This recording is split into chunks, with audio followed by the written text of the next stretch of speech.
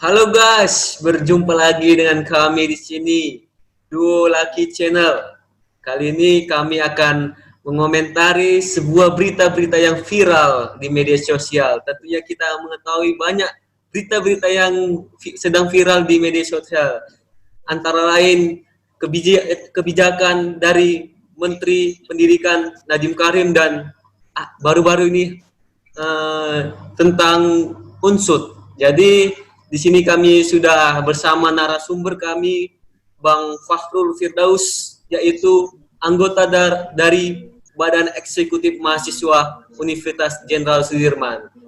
Salam kenal Bang Firdaus, Fakhrul Firdaus.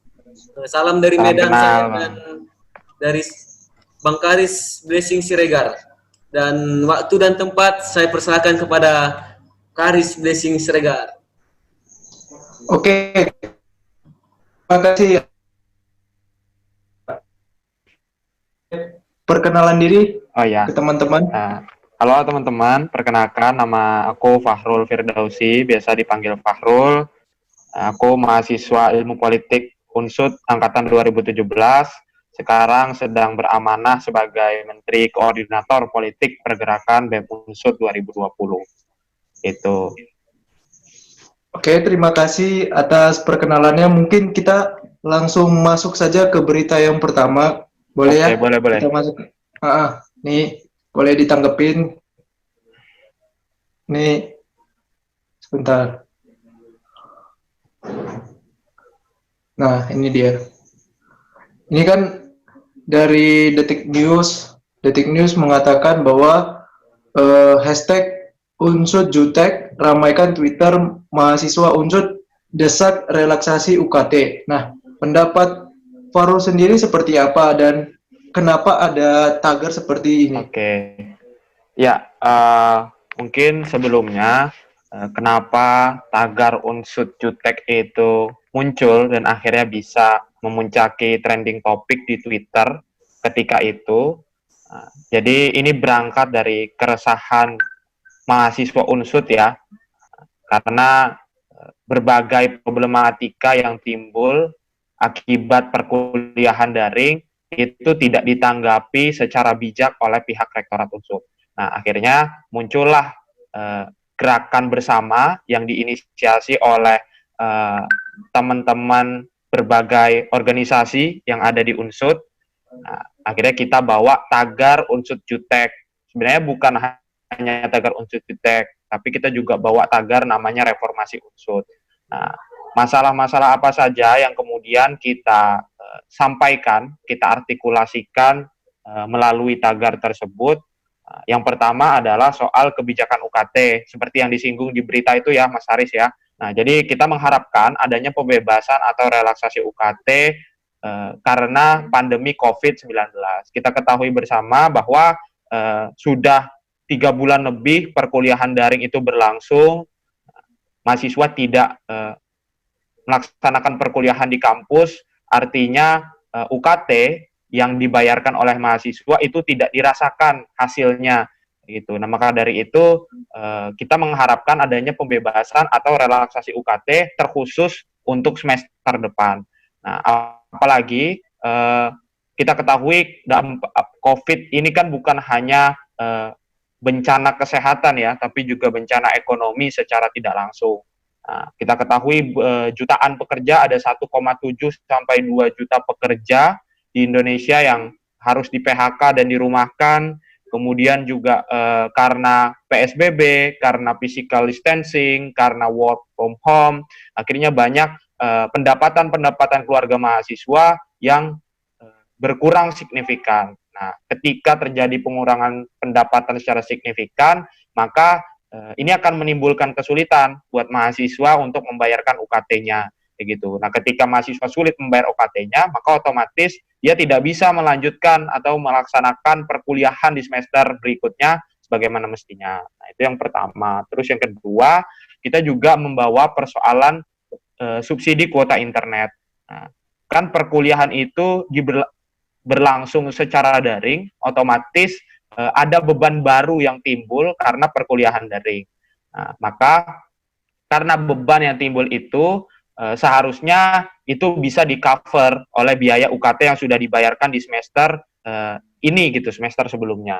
Nah, kenapa begitu? Karena UKT itu kan adalah biaya yang kita keluarkan untuk studi selama 1 semester. Nah, studi kita selama 1 semester itu nggak ada aktivitas di kampus, gitu. Nah, maka mau tidak mau ya harusnya biaya kuota yang itu adalah sebenarnya banyak terkuras karena perkuliahan lewat Zoom, lewat Google Meet, lewat Google Classroom. Nah, itu seharusnya dapat disubsidilah oleh kampus dengan memberikan bantuan kuota internet atau pulsa. Nah, terus yang ketiga, soal transparansi anggaran yang ada di Unsud. Jadi bisa saya katakan bahwa Unsud ini adalah salah satu kampus, kalau saya amati ya, yang intransparan. Intransparan seperti apa?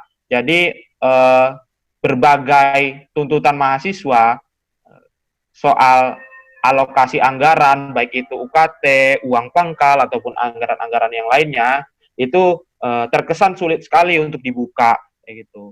Nah, apalagi di masa pandemi kayak gini, kita kan membutuhkan transparansi itu benar-benar dilakukan ya. Oke lah, misalkan kampus mengatakan sudah banyak kok kita mengeluarkan uang buat membantu mahasiswa. Nah, banyak itu berapa gitu kan, itu perlu ditransparansikan. Nah, anggaran UKT kita yang sudah kita bayarkan itu dilarikan buat apa saja gitu. Toh kita sebagai warga universitas itu berhak juga mengetahui itu. Apalagi kan ada undang-undang keterbukaan informasi publik ya. Nah, Unsud sebagai suatu institusi publik harusnya memegang teguh prinsip itu. Itu sih Mas Haris, dari segi singkat, kenapa akhirnya kita memunculkan trending tagar Unsud Jutek dan juga reformasi Unsud, ya karena keresahan itu tadi, 3 masalah tersebut ditambah ya rektorat seolah-olah nggak mau nih mendengarkan aspirasi mahasiswa. Jadi beberapa kali sebelumnya kita ajukan surat permohonan audiensi dengan surat terbuka juga, dengan petisi online juga, tapi rektorat nggak merespon audiensi kita, selalu dilempar-lempar gitulah. Oh, nanti sama wakil rektor 3 aja Mas, kayak gitu. Oh, wakil rektor 3-nya sakit gitu. Ya sudah Mas, ditunggu saja. Nah, nanti kita ulang lagi prosesinya begitu. Nah, akhirnya ya sampai kita sudah benar-benar kesal gitu ya. Makanya kita naikkan saja lah sudah tagarnya bareng-bareng untuk Jutek dan reformasi itu. Gitu Mas Haris gambarannya. Nah, berarti kan dari mahasiswa sendiri meminta untuk relaksasi UKT. Nah, kalau dari tanggapan dekan-dekan per tiap fakultas seperti apa? Sebenarnya ada dekan ataupun dosen-dosen yang sepakat juga dengan apa yang itu.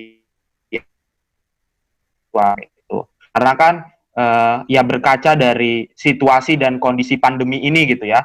Nah, bahkan solidaritas dosen-dosen, solidaritas pimpinan fakultas itu juga akhirnya mengalahkan, kalau bahasaku, mengalahkan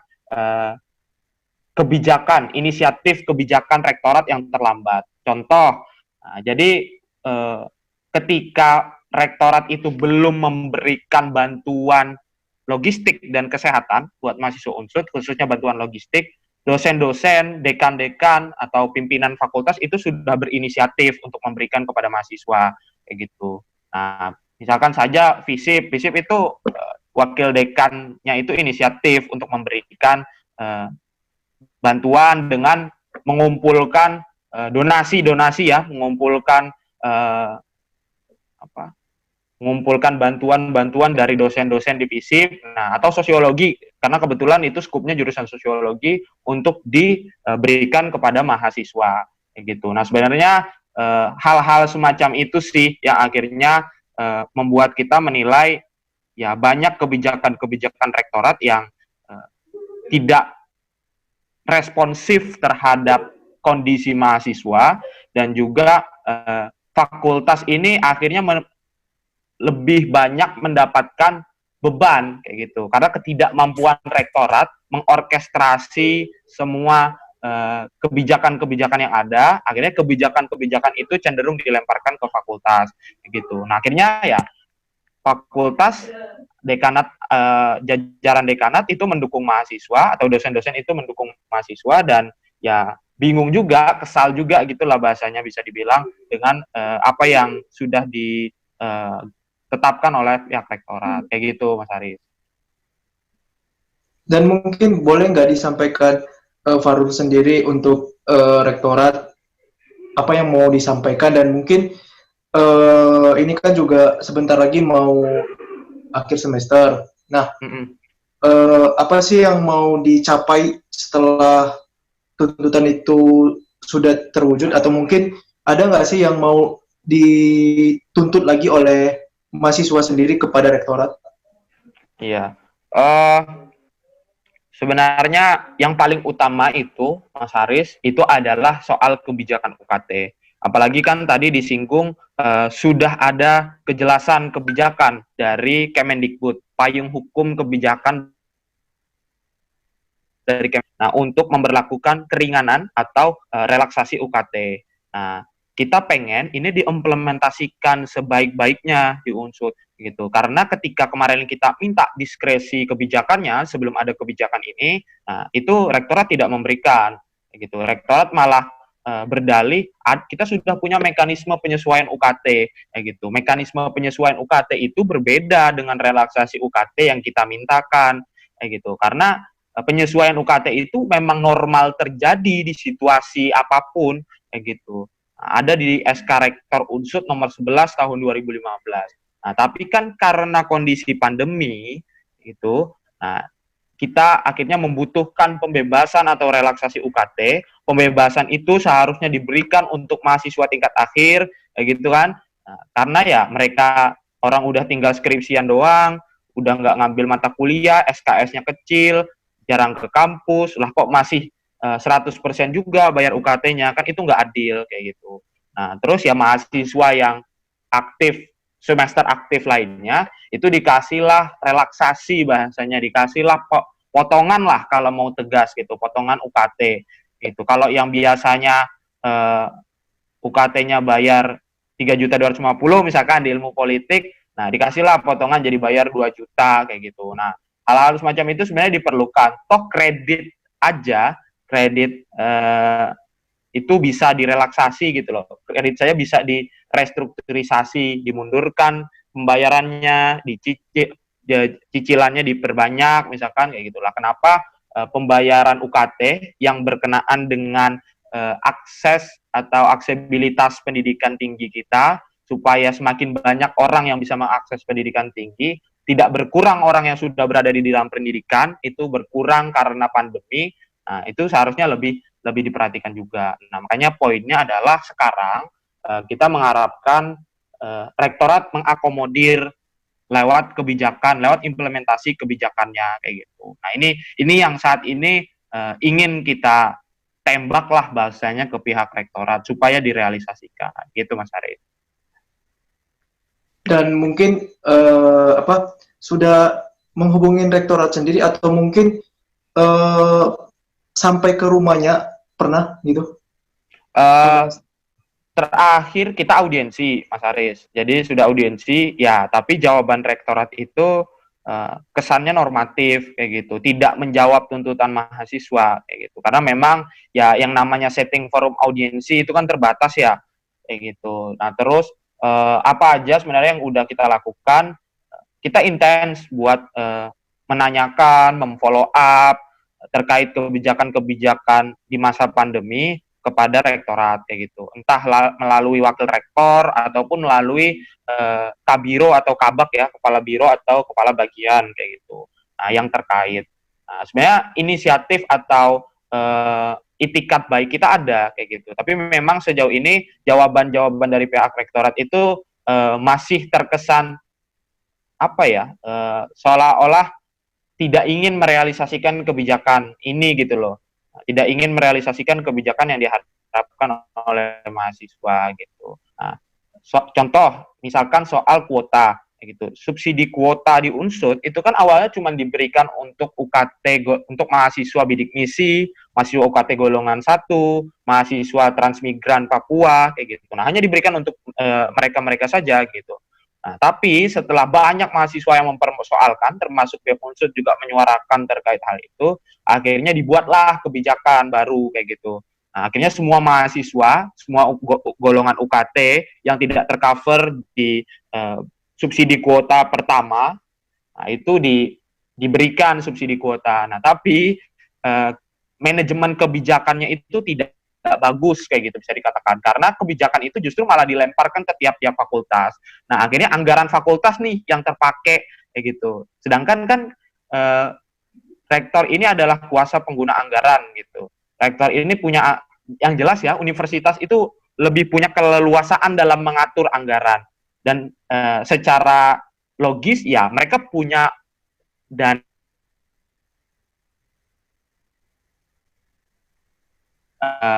itu orkestrasi gitu loh, hasil dari kualitas kepemimpinan rektor, distribusi orang mengcover mandiri untuk subsidi kuota.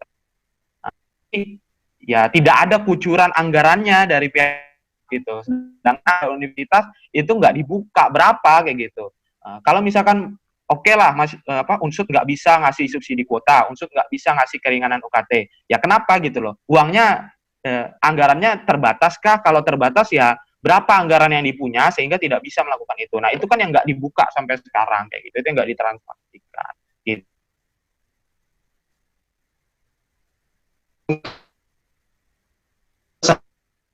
Rektorat Unsut, ya siapa tahu mungkin didengar kalau ada share nanti video tersebut, boleh nggak disampaikan?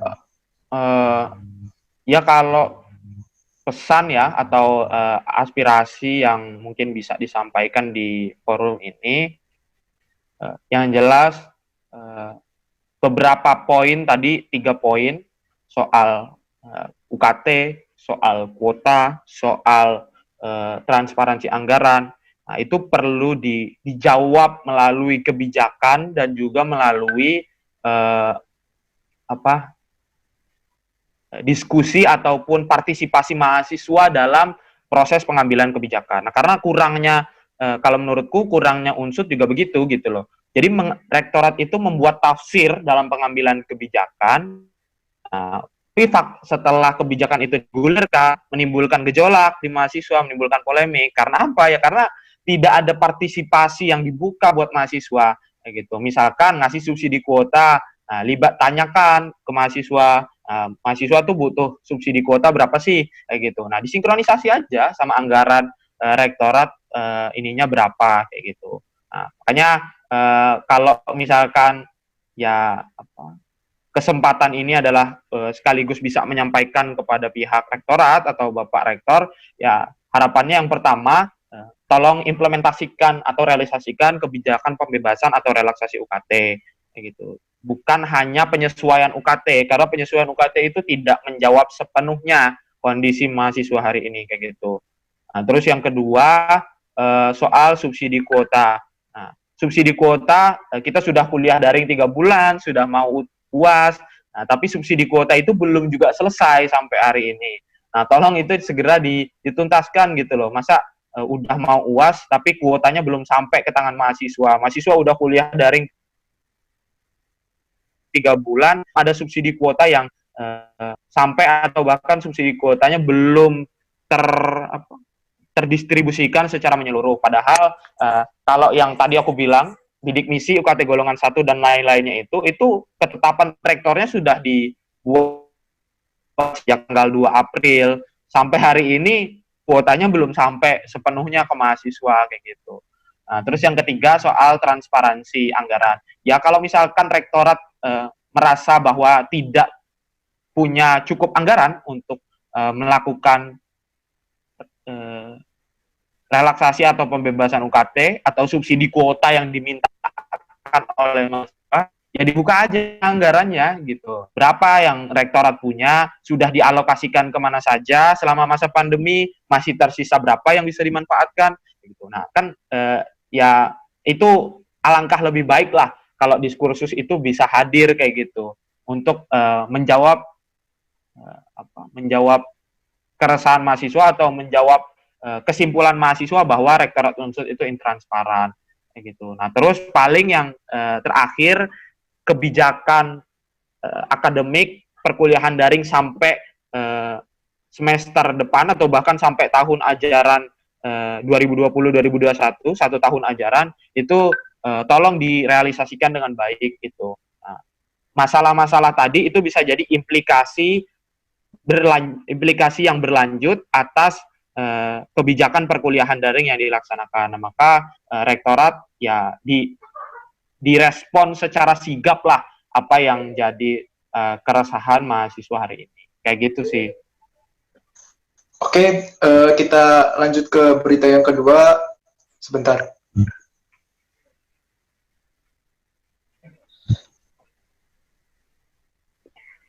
Ini dari Kumparan. Oh, iya. Kumparan tentang 3 kebijakan Nadiem untuk mahasiswa dan sekolah terdampak COVID-19. Boleh beri tanggapan nggak, Farul sendiri? Oke. Ya, hari Jumat Nadiem memaparkan kebijakan itu secara terbuka gitu. Dan poinnya untuk pendidikan tinggi adalah ada kebijakan keringanan atau relaksasi UKT yang dibakukan dalam Permendikbud 25/2020 karena setelah sebelumnya ketika mahasiswa itu menuntut kampus untuk memberikan keringanan UKT, kampus selalu berdalih nggak ada mas payung hukumnya gitu, nggak ada yang bisa menjadi titik tolak kita dalam mengambil kebijakan itu. Nah, akhirnya Nadiem mengeluarkan kebijakan itu, Permendikbud 25/2020. Nah, bahkan termasuk itu juga mengcover kampus-kampus swasta, teman-teman kita yang kampus swasta. Karena sebenarnya kalau kita mau fair, kampus swasta itu yang paling sengsara lah bisa dibilang di masa-masa kayak gini. Karena ada banyak sekali kampus swasta di Indonesia, jumlahnya jauh lebih banyak dari perguruan tinggi negeri. Kemudian kampus swasta itu banyak yang tidak memberlakukan keringanan atau relaksasi UKT. Karena postur anggarannya itu sumber utamanya adalah uang kuliah yang dibayarkan oleh mahasiswa. Jadi kalau misalkan uang kuliahnya dikurangi, ya khawatirnya universitas atau perguruan tinggi swasta itu bisa kolaps kayak gitu. Nah, makanya akhirnya Nadiem memberikan kebijakan supaya PTS itu bisa melakukan relaksasi UKT. Saya kasih suntikan dana 1 triliun. Nah, jadi khusus PTS dimintakan juga untuk relaksasi, tapi dikasih penambahan anggaran sebesar 1 triliun supaya bisa merelaksasi UKT-nya kayak gitu. Nah, terus kalau khusus PTN, sebenarnya ada berbagai model kebijakan atau berbagai model keringanan kayak gitu. Yang pertama ada mencicil, jadi sama kayak kredit, kita bisa mencicil UKT kita.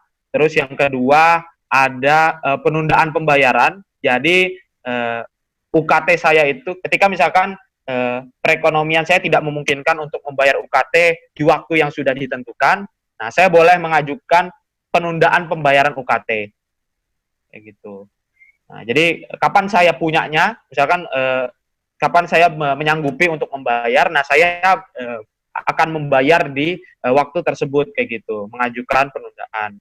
Nah, terus satu lagi apa ya, cicil, penundaan, terus pengurangan, pemotongan lah bahasanya, pengurangan kalau tidak salah kayak gitu. Jadi misalkan Mas Haris UKT-nya golongan 5, nah itu bisa diturunkan golongan 4 atau golongan 3 kayak gitu. Kalau tidak salah seperti itu kayak gitu. Mungkin nanti lebih jelasnya teman-teman bisa baca lagi kebijakannya. Ada jelas di Permendikbud 25/2020.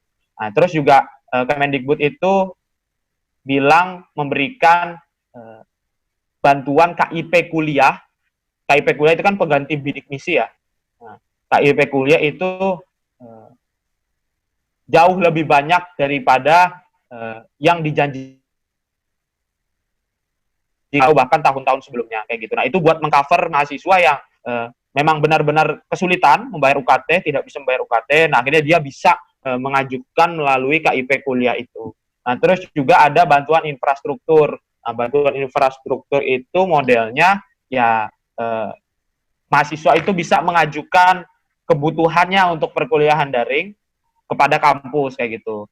Nah, misalkan mahasiswa butuh kuota kayak gitu, butuh tambahan kuota. Nah, itu kalau tidak salah bisa diajukan. Kalau tidak salah saya memahami konteks kebijakannya itu seperti itu. Nah, ini yang kalau menurut sebenarnya kalau mau dikomentari kebijakan ini, tadi saya apresiasi buat yang PTS kayak gitu. Tapi buat yang PTN sebenarnya kebijakan ini masih belum sempurna lah, masih belum masih belum menjawab sepenuhnya gejolak yang ada di mahasiswa kayak gitu. Karena ya mahasiswa itu kan salah satunya mengharapkan adanya potongan kayak gitu. Nah, itu kan hanya mencicil, menunda, dan pengurangan kalau tidak salah kayak gitu. Potongan itu ya mahasiswa bisa dapat UKT rata gitu, misalkan dipotong 50%. Nah, itu yang kita harapkan kayak gitu. Nah, terus juga sebenarnya kebijakan ini tuh sudah disiarkan juga oleh Majelis Rektor Perguruan Tinggi Negeri Indonesia. Nah, jadi sudah ada semacam konsensus antara rektor-rektor perguruan tinggi negeri yang ada di Indonesia menghasilkan kebijakan itu. Gitu. Nah, Kemendikbud tuh hanya mengakomodir, memasukkan kebijakan itu ke Permendikbud, kayak gitu. Jadi bukan suatu kebijakan utuh yang lahir atas ketegasan Kemendikbud, kayak gitu. Dan itu mungkin, sih Mas Aris paling. Dan mungkin ada nggak poin-poin yang perlu dirubah dari kebijakan menteri itu selain yang Farus sendiri bilang tadi kan pemotongan, pencicilan, dan pengurangan. Mungkin ada nggak sih yang harus betul-betul dirubah dari kebijakan khususnya untuk PTN? Tadi kan PTS sudah pas. Ya. Nah, ini khusus untuk PTN. Apa yang perlu dirubah dari poin-poin ini? Sebenarnya kalau aku sih lebih pingin fokusnya kepada implementasi di setiap perguruan tingginya gitu. Jadi sudah ada kebijakan yang bahasanya cukup bagus, nah, jangan sampai tidak diimplementasikan oleh kampus-kampus gitu. Atau kampus-kampus itu mengelak dengan kita sudah punya mekanisme penyesuaian UKT kayak gitu. Kayak di Unsud kan nggak mau relaksasi, maunya penyesuaian UKT. Padahal itu adalah dua hal yang berbeda kayak gitu. Nah, kebijakan penyesuaian UKT itu tidak merujuk pada Permendikbud yang ini, kayak gitu. Artinya dua kebijakan yang berbeda dan tidak bisa dianggap menggugurkan tanggung jawab atas kebijakan ini, gitu loh. Nah, terus paling itu tadi sih yang aku bilang, kayak semacam potongan ya, karena sampai hari ini banyak sekali tuntutan soal keringanan biaya kuliah, dan yang paling menggema memang adalah soal potongan gitu. Bahkan sudah ada yang sampai berani nembak, potonglah UKT-nya 50% gitu. Nah, itu yang kedua. Terus yang ketiga, kalau menurutku penting untuk ini penting kebijakan ini untuk mengakomodir seluruh mahasiswa kayak gitu. Nah, jadi jangan sampai sudah ada kebijakan kayak gini, tapi ya hanya mahasiswa segelintir aja yang dapat kayak gitu. Nah, padahal kan banyak, bisa dibilang banyak lah yang butuh penurunan UKT, yang butuh keringanan UKT. Tuh. Nah, terus juga sebenarnya kalau kita mengharapkannya dari Unsud itu untuk mahasiswa tingkat akhir itu dibebaskan, bukan dipotong kayak gitu. Nah, kalau di kebijakan ini mahasiswa tingkat akhir itu hanya dipotong sebesar 50%. Jadi mahasiswa tingkat akhir itu bisa bayar 50% kayak gitu. Minimal minimal apa maksimal ya? Maksimal yang mengambil 6 SKS kalau tidak salah. Kayak gitu. Nah, itu bisa dapat potongan 50%. Yang tinggal ngambil yang SKS-nya di bawah 6 lah kayak gitu. Nah, itu harusnya bukan dipotong, tapi dibebaskan. Itu sih paling kalau menurutku yang perlu dilengkapi dari kebijakan ini, ya mungkin bisa diakomodir kayak gitu.